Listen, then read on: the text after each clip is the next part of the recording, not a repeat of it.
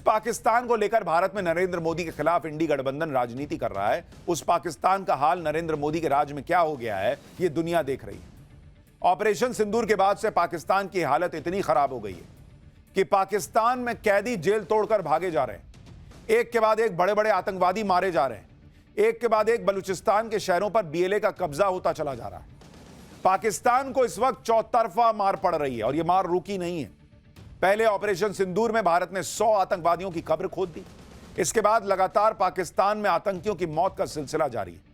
Operation सिंदूर के बाद भारत के खिलाफ जहर उगलने वाला तीसरा आतंकवादी ढेर हो गया है और इस आतंकवादी की रहस्यमयी मौत के बाद हाफिज सईद और मसूद अजहर को बचाए रखना पाकिस्तान के लिए और मुश्किल हो गया है।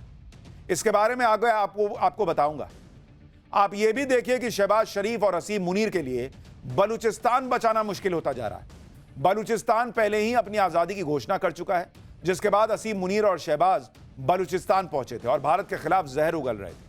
तभी बीएलए ने बलूचिस्तान के एक और शहर पर कब्जे का ऐलान कर दिया।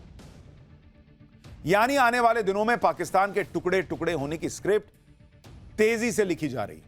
तबाह और बर्बाद पाकिस्तान का हाल यह हो चुका है कि कराची में भूकंप को कैदियों ने आपदा में अवसर बना दिया। 200 से ज्यादा कैदी दीवार तोड़कर फरार हो गए। इस जेल ब्रेक को पाकिस्तान के इतिहास का सबसे गंभीर जेल ब्रेक बताया जा रहा है। लोग कह रहे हैं कि जिनसे अपनी जेलों की सुरक्षा नहीं हो रही, वो भारत से क्या लड़ेगा। मतलब पाकिस्तान में गजब ही चल रहा है बॉस, जिसकी एक एक डिटेल आज आपको बताऊंगा। लेकिन पहले हो क्या रहा है। ऑपरेशन सिंदूर के बाद से लगातार पाकिस्तान के आतंकियों पर कहर टूट रहा है। पहले भारत ने ऑपरेशन सिंदूर में आतंकियों को मिट्टी में मिलाया, फिर अज्ञात हमलावरों ने कई आतंकियों को ढेर कर दिया और अब पाकिस्तान में भारत के एक और दुश्मन का काम तमाम हो गया। पाकिस्तान में जैश-ए मोहम्मद के कमांडर अब्दुल अजीज इसर की मौत हो गई। पाकिस्तान के उसी बहावलपुर में संदिग्ध परिस्थितियों में उसकी लाश मिली, जहां जैश के हेडक्वार्टर को भारत ने उड़ा दिया था। उसकी मौत कैसे हुई, यह अभी तक रहस्य बना हुआ है। लेकिन खबर यह आ रही है कि उसे भी उसी अज्ञात हमलावर ने टपकाया है, जो चुन चुनकर भारत के दुश्मनों और आतंकियों को निपटा रहा है। यह उसकी तस्वीर है अब्दुल अजीज की। अब्दुल अजीज इसर भी भारत विरोधी गतिविधियों में शामिल था। जैश-ए मोहम्मद के टॉप आतंकवादियों में उसका नाम था। वो कश्मीर में कई आतंकी हमलों का मास्टरमाइंड था। आतंकी अब्दुल अजीज कश्मीर में आतंकियों की भर्ती अभियान का चेहरा भी था। वो पाकिस्तान के युवाओं को कट्टरपंथी बनाने और भारत पर आतंकी हमले करने के लिए उकसाता था। यह कुख्यात आतंकी खुलेआम रैलियों में भारत के खिलाफ जहर उगलता था। उसने पिछले ही महीने ऑपरेशन सिंदूर के बाद जैश की एक रैली में भी भारत को धमकियां दी थी और सीधे नरेंद्र मोदी को चैलेंज कर रहा था। सुनिए नरेंद्र मोदी को चैलेंज करने वाला कैसे आज ऊपर बैठा है। कह रहा था आखिर तक आवाज जानी चाहिए, आवाज ही बंद हो गई, खत्म ही हो गया मामला। ऑपरेशन सिंदूर से बौखलाया जैश का यह आतंकवादी भारत से कश्मीर छीन लेने की धमकी दे रहा था, लेकिन अज्ञात हमलावर ने उसकी जिंदगी ही छीन ली। पाकिस्तान में पिछले 2 साल में 18 आतंकवादियों को गुमनाम हमलावर मौत के घाट उतार चुके हैं और ऑपरेशन सिंदूर के बाद ही 3 आतंकवादियों की हत्या हो चुकी है। इससे पहले 18 मई को लश्कर ए तैयबा के नेपाल मॉड्यूल का हेड अबू सैफुल्लाह को अज्ञात हमलावरों ने उड़ा दिया था।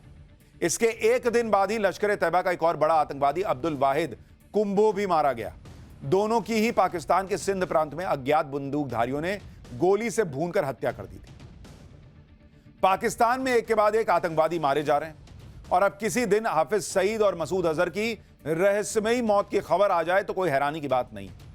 आतंकवादियों की टारगेट किलिंग से पाकिस्तान में जबरदस्त हड़कंप मचा हुआ है, क्योंकि पाकिस्तान की सरकार और फौज दोनों ही आतंकवादियों पर दिल खोलकर प्यार लुटाती है, उनके जनाजे पर आंसू बहाती है। पाकिस्तानी हुकूमत, फौज और आतंकवादियों के बीच कितना गहरा रिश्ता है, इसकी एक तस्वीर 28 मई को सामने आई थी, जब एक रैली में स्टेज पर पहलगाम हमले का मास्टरमाइंड सैफुल्लाह कसूरी और हाफिज सईद का बेटा तलहा सईद बैठा था और उनके ठीक बगल में पंजाब असेंबली का स्पीकर मलिक मोहम्मद अहमद खान बैठा हुआ था। इसी आतंकी रैली में सैफुल्लाह कसूरी ने नरेंद्र मोदी को भर भर के धमकियां दी थी, मारने की धमकी दी थी। अब पंजाब असेंबली के स्पीकर की सफाई आई है, जिसमें वो आतंकी सैफुल्लाह कसूरी का बचाव कर रहा है। कह रहा है कि लश्कर कमांडर सैफुल्लाह का पहलगाम अटैक में कोई हाथ नहीं था। अजीब मूर्ख आदमी है। सैफुल्लाह पर ऐसे ही इल्जाम लगा है।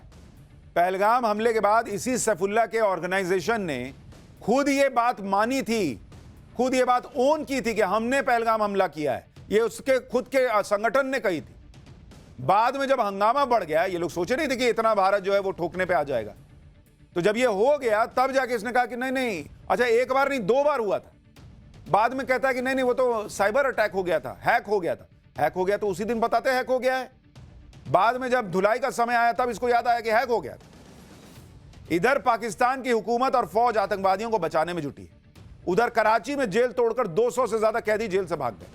पूरी रात पाकिस्तान के पुलिस वाले कैदियों को पकड़ने के लिए इधर उधर भागते रहे। कैदियों को भागने का यह मौका भूकंप ने दिया। बताया जा रहा है कि कल रात कराची में भूकंप के कई झटके महसूस किए गए। भूकंप के झटकों की वजह से कराची की मलीर जेल में कैदियों को बैरक से बाहर निकाला गया था। भूकंप के झटकों की वजह से मलीर जेल की एक दीवार गिर गई। इसके बाद 1000 से ज्यादा कैदियों ने जेल का मेन गेट तोड़ दिया और जेल से 216 कैदी फरार हो गए। बताइए, कैदी नहीं संभल रहे इनसे। अच्छा, लोग ये भी सोच रहे होंगे कि पाकिस्तान में जेल में रखते किसको हैं, क्योंकि आतंकवादी तो वहां खुले बाहर घूम रहे हैं। तो जब आतंकवादी बाहर है तो जेल में कौन है? वो जो आतंकवादी नहीं बन पा रहा है, छोटा मोटा काम करता है, चोरी करना, डकैती करना, मर्डर करना, ये सब छोटा मोटा काम कर रहा है, उसको रखते हैं, या फिर इमरान खान जैसे नेता को रख देते हैं जेल में। आतंकवादी वहां मजे करता है। तो पाकिस्तान में कुछ बनना है तो आप ये भी बता दो, बड़े होके क्या बनोगे? मैं आतंकवादी बनूंगा, सेफ रहोगे। कराची में जेल ब्रेक के कई वीडियो सोशल मीडिया पर वायरल है। आप देखिए कि जेल से जब कैदी फरार हुए तो बाहर नेशनल हाईवे पर कैसे अफरा तफरी मच गई। सड़कों पर भागते कैदियों को पकड़ने के लिए पुलिस फायरिंग कर रही थी और जेल से निकलकर भागे कैदी नेशनल हाईवे पर दौड़ लगा रहे थे। ऐसे एक कैदी ने तो भागते भागते एक रिपोर्टर को इंटरव्यू भी दे दिया। भागते भागते इंटरव्यू दे रहा है। भाई, पाकिस्तान अलग लेवल का देश है। कैदी जेल से भागते भागते, सड़क पे भागते भागते इंटरव्यू दे रहा है। गजब ही है भाई। कराची की जेल से कुल 216 कैदी फरार हुए, जिनमें से सिर्फ 78 कैदियों को फिर से गिरफ्तार किया जा सका। इस दौरान फायरिंग में एक कैदी की मौत हो गई और 3 सुरक्षाकर्मी घायल हुए। जब फरार कैदियों को पकड़ने की जद्दोजहद में पाकिस्तान की पुलिस जुटी थी, उस वक्त किस तरह का मंजर था, जरा वो भी देखिए। अब शहबाज शरीफ और स्वघोषित फील्ड मार्शल असीम मुनीर को समझ नहीं आ रहा कि वो पाकिस्तान को बचाने के लिए करें तो करें क्या। उनकी सबसे बड़ी टेंशन तो बलूचिस्तान बनता जा रहा है, जो पाकिस्तान से अपनी आजादी का ऐलान कर चुका है। शहबाज और असीम मुनीर पहले भारत की पिटाई से बचने के लिए विदेश में भागे भागे फिर रहे थे। अब पाकिस्तान को टूटने से बचाने के लिए बलूचिस्तान के चक्कर काट रहे हैं। दोनों ने 30 मई को क्वेटा का दौरा किया, जहां दोनों ने बलूचिस्तान की बदहाली के लिए भारत को जिम्मेदार ठहरा दिया और भारत के खिलाफ जमकर जहर उगला। असीम मुनीर ने कहा कि पाकिस्तानी सेना देश और बहादुर बलूच लोगों के समर्थन के साथ हर दुश्मन का सामना करेगी। शहबाज शरीफ ने कहा कि भारत बलूचिस्तान में प्रॉक्सी वॉर चला रहा है, जिसकी वजह से बलूचिस्तान में शांति का माहौल नहीं बन पा रहा। इनका सारा काम जो इनसे नहीं हो रहा है वो भारत की वजह से नहीं हो रहा है। तो छोड़ो ना यार, तुम छोड़ के चले जाओ देश, हम संभाल लेंगे। शहबाज और मुनीर बलूचिस्तान की राजधानी क्वेटा की जमीन पर खड़े होकर भारत पर मनगढ़ंत आरोप लगा रहे हैं, क्योंकि बलूचिस्तान की बाकी जमीन तो पाकिस्तान के पैरों तले से पहले ही खिसक रही है। बलूचिस्तान में बलूचों ने पाकिस्तानी सेना की कब्र खोद दी। आए दिन बलूचों के हमले में पाकिस्तानी फौजियों की मौत हो रही है।